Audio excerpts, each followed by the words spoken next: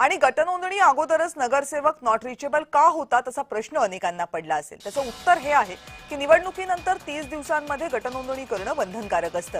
गटामध्ये नाव आलं की मग पक्षांतर बंदी कायदा लागू होतो। त्यामुळे गटनोंदणी केल्यानंतर नगरसेवकांना गटप्रमुखाचा नियम पाळावा लागतो। तसं केलं नाही तर संबंधित नगरसेवकांवर कारवाई होऊ शकते।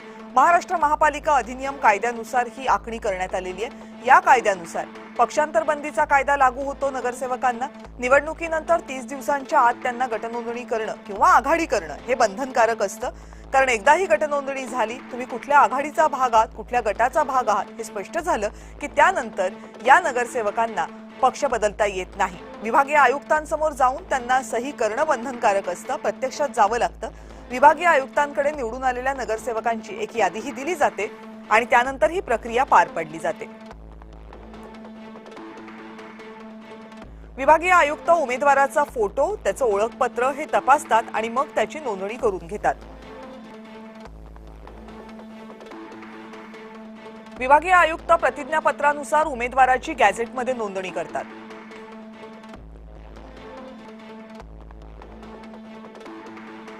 महानगरपालिकेच्या पुढच्या निवडणुकीपर्यंत हेच गट कायम राहतात, त्यामध्ये बदल करता येत नाही, कारण तसं केलं तर पक्षांतर बंदी कायदा लागू होतो। गटनोंदणीनंतर गटप्रमुख जो असेल त्याचा नियम जर डावलला तर पक्षांतर बंदी कायदा लागू होतो। प्रत्येक पक्षाचा एक गटप्रमुख असतो। जसा मनसेनं आपला गटप्रमुख नेमला, उद्धव बाळासाहेब ठाकरे यांच्या पक्षानं आपला गटप्रमुख नेमलाय।